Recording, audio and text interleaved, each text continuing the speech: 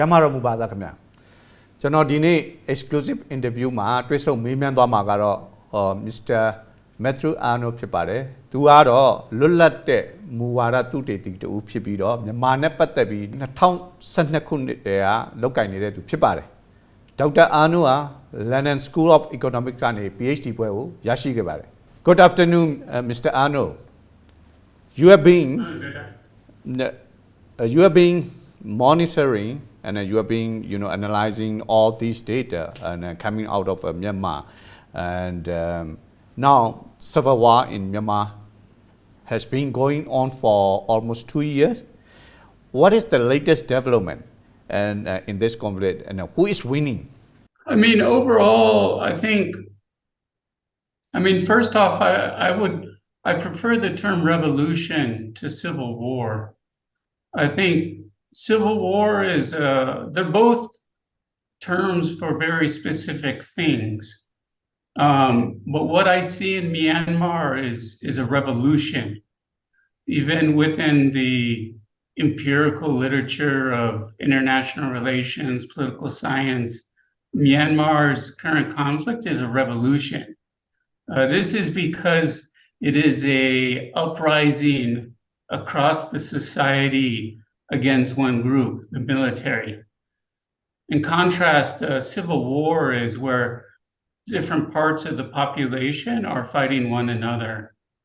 This is a very important distinction because Myanmar's revolution is very unique. But I think overall, currently, the trajectory of the fighting in the revolution favors the resistance. And that's precisely because it is still a revolution. Over 2 years, the military has not been able to consolidate control. They've not been able to squash any resistance areas. They have not been able to persuade any large parts of the population to support them. They can't even do basic recruitment for the military anymore. They aren't recognized internationally. So this point is that within the context of a revolution by the people, the current situation favors the resistance. And for me, I think it's important that we talk about trajectory and which side has momentum or is showing the initiative. And the reality is right now, the resistance is very much setting the pace or deciding what is happening. And for the military, this is very difficult because they have to basically fight across the whole country, all the way from Chin State, at times Rakhine State, all the way to the Chinese border. And then they have to fight all the way from Kachin, all the way down to the southern part of Tanantri. So this is quite exceptional. And this basic reality of a national uprising, a revolution that fundamentally seeks a different political order, a different political settlement, a better future for the whole country. This is very difficult for any military to deal with. So overall, even though the military can commit atrocities, the reality is right now the military does not have the initiative. They are losing people and they are facing escalating resistance. So this is my overall perception of the situation right now. In the early stage of conflict, in the early stage of uprising, and I think many observers underestimate the resistant forces, or they underestimate the resilience of the resistant force. But now I think PDF seems to be more organized, and collaboration with the EAO seems to be better off. The military has been relying on the airstrikes and bombing instead of a combat force. Why the military so perform poorly? Why they perform very poorly? Well, I mean, there's multiple reasons for that. I think part of it is that they're having to fight in areas where they never had to fight before, at least not for decades. Magway, Sagaing, Mandalay. They're just not equipped or structured to deal with the vast size of having to fight a population at large. I mean, I ask people, have you ever driven across Sagaing? I have. I mean, it's massive. You know, if you drive across Magway and Sagaing, I mean, this is a huge area, and the entire population wants to kill the military. So, I mean, this is very, very difficult for any military to deal with. I think the other reality is that this military, it's kind of like the Russian military. I mean, the Russian military has performed horribly by any standard, most likely because for decades it's been hollowed out through corruption. And the fact that the military is not fundamentally about military operations or military affairs. It's fundamentally about economic interests and political power. And so what you have is a military that fundamentally is very bad at conducting military operations. I mean, we see this in many, many different ways. We see this from the very beginning and how they responded. I mean, their biggest mistake from a strategic perspective was that they committed so many atrocities across so much of the country very, very quickly. And they turned so much of the population against them. This is why Magway and Sagaing erupted, because in March, April, May of 2021, they were already conducting large-scale atrocities against the population. And fundamentally, this is what they've always done. You know, they don't have any other strategy. They commit atrocities, put pressure on the population, and use that as leverage to try and get the armed groups to agree to a ceasefire. The military never actually wins any of its wars. All it does is succeed at ceasefires.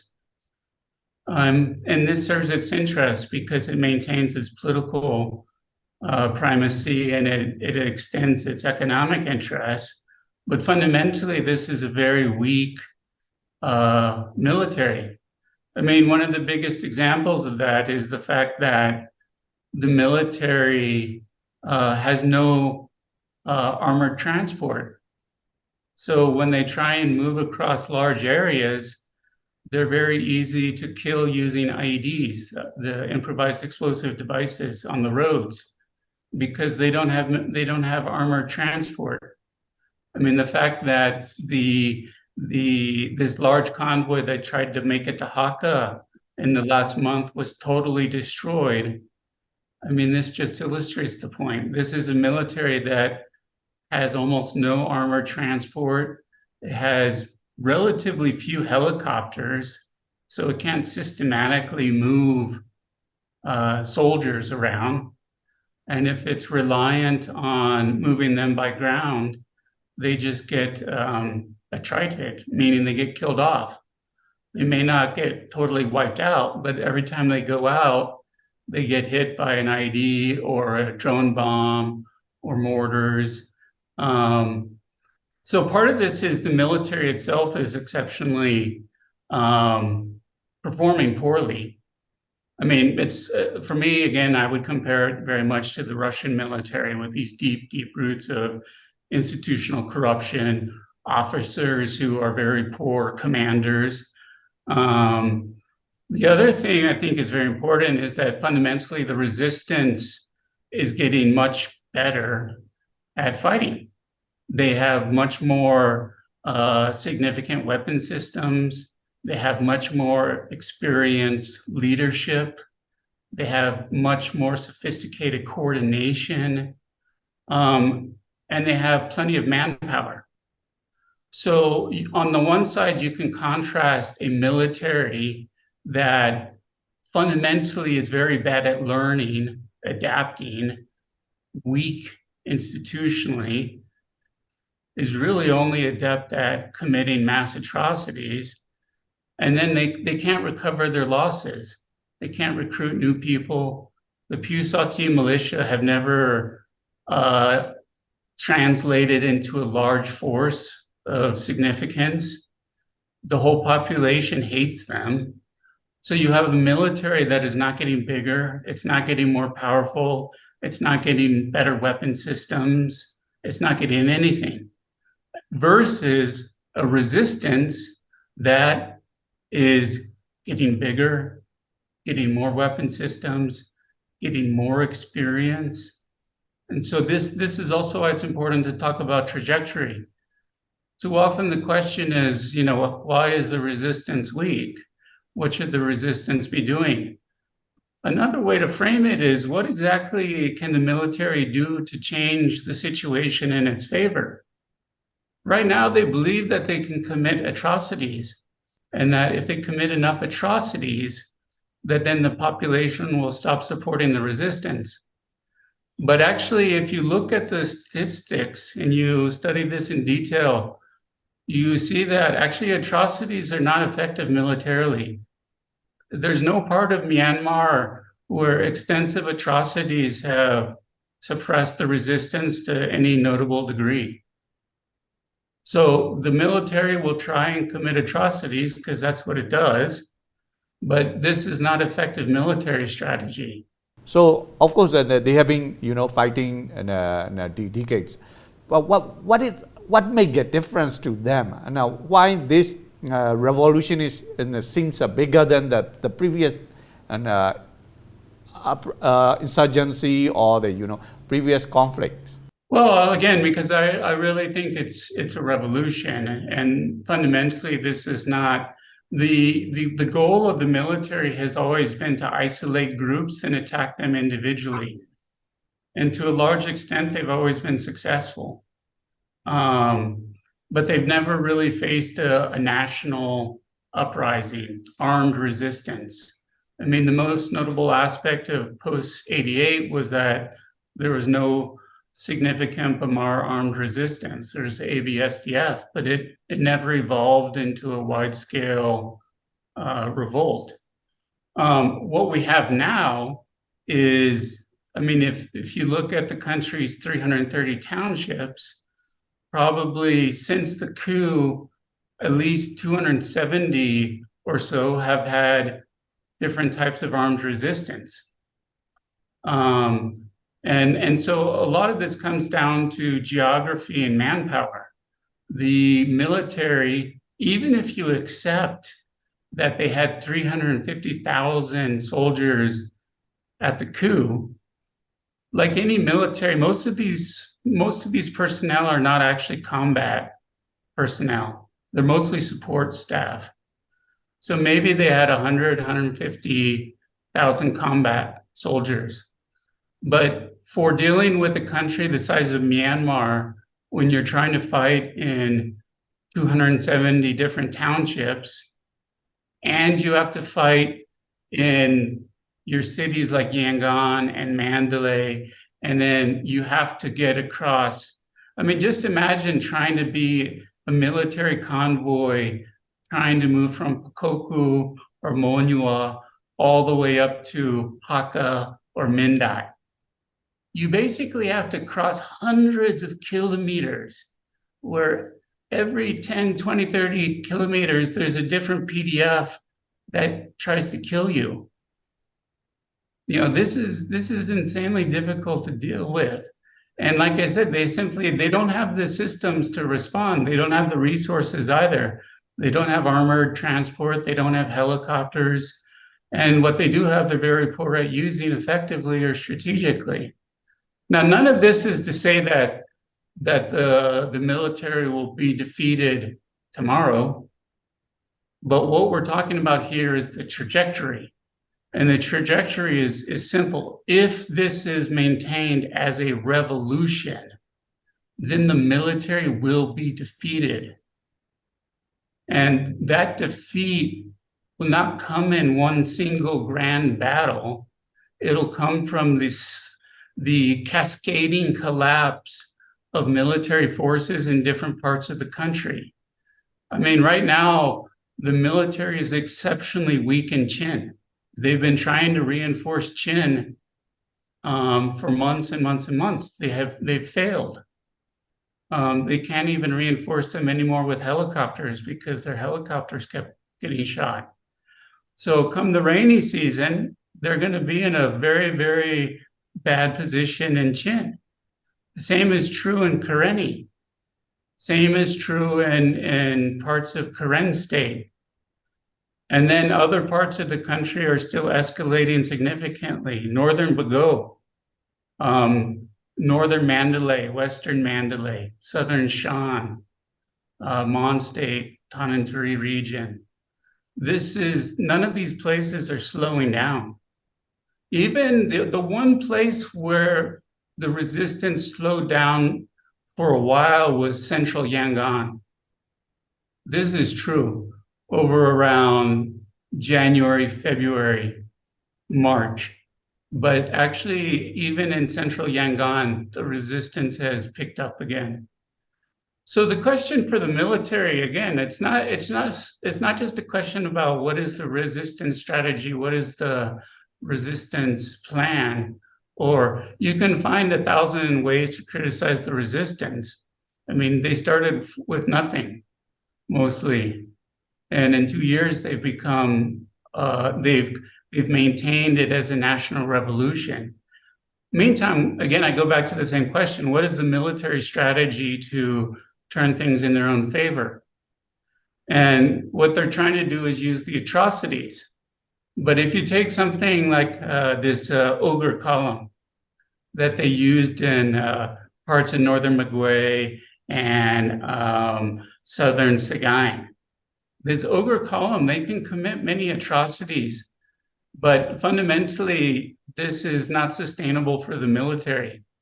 Even if you look at the detailed history of that ogre column, they lost about 40–50% of their men because they get killed off through ambushes, IEDs, snipers, drone attacks. And then there's also the question of scale. Sagaing is massive. Western Mandalay is massive. Magway is massive. So I'm not saying that we should downplay the horror of the atrocities, but the point is, if the military believes that it can win by committing ever worse atrocities, it is wrong. It is not effective militarily. Fundamentally, it is not effective. You have pointed out that the military have lack of transportation and especially armored vehicle, and but when I check on their positions of the weapons, and I see hundreds of armored vehicles, like even an EE2 canvas that they have hundreds, and also they do have other types of armored vehicle. It seems like several hundreds or in a thousand number, but it's true that we don't see many armored vehicle in the battle. So it makes me surprised why it is, why they cannot. Is their strength only on paper, or what? Why?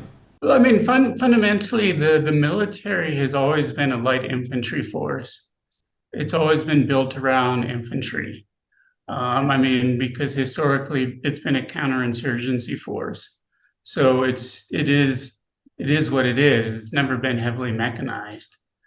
But again, when in the context of a national uprising, having a light infantry force that is not good at logistics has actually limited air assets, very limited cargo planes, for the size of the country, they don't have nearly enough helicopters. Again, they can commit kind of highlight atrocities, but they don't have the structure to systematically move around tens of thousands of men, to move around food rations, ammo, to so many different outposts in so many different parts of the country. I mean, this is why they'll lose Chin and Karenni, I think, in the upcoming rainy season, because they simply cannot support so many small dispersed units. And if you look at the size of the Tamada units, like even for instance, these outposts that they held in Karen for a long time, some of these, I mean, they were manned by anywhere from 30 to 80 men. And these are considered exceptionally important outposts. But this is nothing. This is, in most ways, this is not even a normal platoon for a normal military. So it means, like, and so the biggest problem for the military is they become what I call atomized and dispersed. They have all these small units spread all over the place, and they can't support them. They just don't have the logistics for it. And so the question is, how long can these small dispersed units hold out? Some places they can do it for longer, but other places where they simply don't have the resources. I mean, again, in Karenni, they just transported troops down into Balauk in southern Karenni with helicopter because they can't even move half an hour, 1 hour from Damoso on the road. I mean, this is pathetic. But I think to your question, the why is, again, you get into the comparison with the Russian military. You have all of this military industrial complex is built up around cronies and military families that basically sell things to the military at inflated prices, and they don't actually deliver.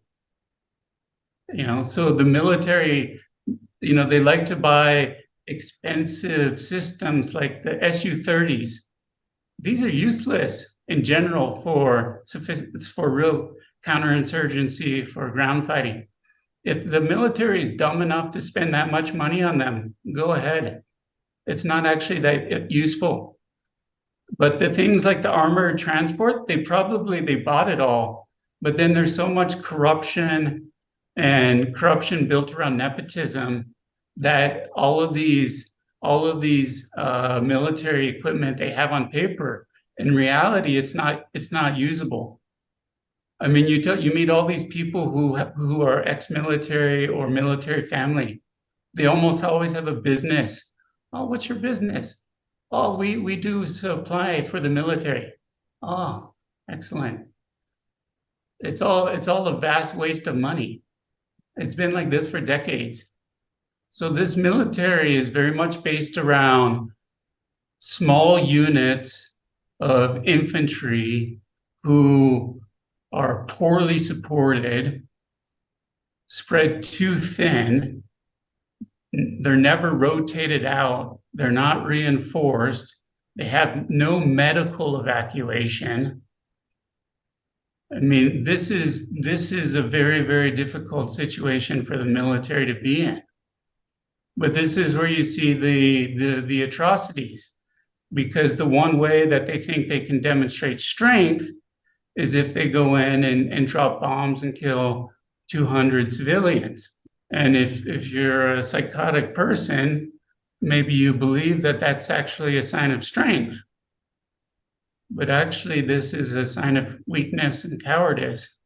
And it's certainly not a sign of a military force that's capable of waging a sophisticated campaign against a national revolution. Okay, and observer agreed that the military is losing in a combat force and a combat fighting, but they have been doing, bombing and airstrike, which make a lot of atrocities and killing and innocent people. So how can the resistance force stop or contain the airstrike? Well, I mean, the first point, it's hard to say this because the atrocities are hard, but there are very few examples of where a military has ever successfully defeated an insurgency, much less a revolution, only using air power. It doesn't happen. It's very, very, very difficult to think of examples of this. So again, this is not a winning strategy, just relying more and more on air assets. I think the reality also is that the military will struggle to maintain their air assets. Helicopters are exceptionally maintenance intensive. Fighter jets are incredibly expensive to operate. And then the biggest backer of the junta is Russia, which is also facing defeat. So I think the air assaults are bad, but I think the most important thing is to focus not on the airplanes and the helicopters, is to focus on the air bases. We've seen this incredible learning curve by the PDFs, by the EROs, in terms of their development of rockets, mortars, artillery, drones. We call these standoff weapons, weapons that can be used to attack a target from a distance. And we've seen, such as the attack last week in Naypyidaw, that these attacks can be very effective. So the important thing is to focus less on things like the man pads, the shoulder missiles. It's to focus more on the attacks on the air bases. Also because the military simply doesn't have that many air bases either. There's about 5 or 6 main air bases. And the resistance now has proven weapon systems that are effective at targeting these air bases. And so I expect that we'll see more and more targeting of the air bases. How realistic is that the resistance force will win the war? I think it's very realistic. I think the question is the time frame. And the big question also is the unity of the revolution. I said it before, if they maintain this as a revolution, it will win. If the military succeeds into breaking off one group and another group and another group, it will fail. It's also fundamentally important that the resistance remains strong in Sagaing, Maguey, Mandalay. This is like a huge weight that is crushing the junta. I think it doesn't get enough attention just how many soldiers the junta has lost in places like Sagaing. And it's mostly through things like IEDs. It's just IEDs and drone attacks. Actually, if you look at Sagaing and Northern Maguey, Mandalay, more and more of the attacks are actually in the towns. And a lot of it is done by these standoff weapons, artillery, mortars, drones, rockets, attacks on the LIB barracks, attacks on the police stations. And in none of these we're not looking for single battles where the military is completely destroyed or a city is taken over. What we're looking at is what we call the bleeding out. Bleeding out is a crude term, but it's appropriate. Bleeding out is like if you have a very bad wound and you may not die immediately, but over the course 5, 10, 20 minutes, you bleed out and die. This is what's happening to the military now. They will not be destroyed in 1 or 2 big battles. But what they're seeing is every day they lose more soldiers, and this is the bleeding out. And again, the problem for the military is this is across the whole country. It's very difficult for them to protect themselves. Even they killed the deputy DG of the Union Election Commission. They cannot protect all of their junta thugs and cronies. You know, they simply don't have the manpower to protect everybody. Even in the middle of Yangon, they cannot even protect their air base in Naypyidaw. So this is the strategy of the resistance is very much of a steady bleeding of the junta forces. And I think this is also where we need to be honest with the public that this will not end in overnight. It will take time, but fundamentally the trajectory favors the resistance because the junta is bleeding out and they cannot replace their losses. They just get weaker and weaker. But at the same time, the imperative or the priority for the resistance must be to support the communities in places like Sagaing, Chin, Karenni, Karen, in these places where the junta is committing mass atrocities. Because again, if we understand this as a revolution, this actually is not fundamentally the EROs and PDFs against the military. This is the population in uprising against the military. Everybody is a revolutionary. Teachers, medics, farmers, everybody's a revolutionary. So I think parts of the country that are more stable, they need to support parts of the country that are bearing a lot of the burden and the costs of the junta atrocities. What is the role of United States and the regional power like China in this revolution? I mean, fundamentally, if you look at revolutions, especially successful revolutions, I mean, it's very difficult to win a revolution overall. More revolutions lose than win. This is just historical fact. The other thing is that most revolutions that do win, they win because they are primarily fought and driven by domestic actors. If they have too much external support, they usually end up becoming toxic replications of the regimes that they were trying to replace. So you have a new dictatorship replace an old dictatorship. So the most important thing in all of this is to say, fundamentally, the Myanmar revolution can be won by the Myanmar people, with or without the international community. This is we should accept this. The international community will never be particularly useful.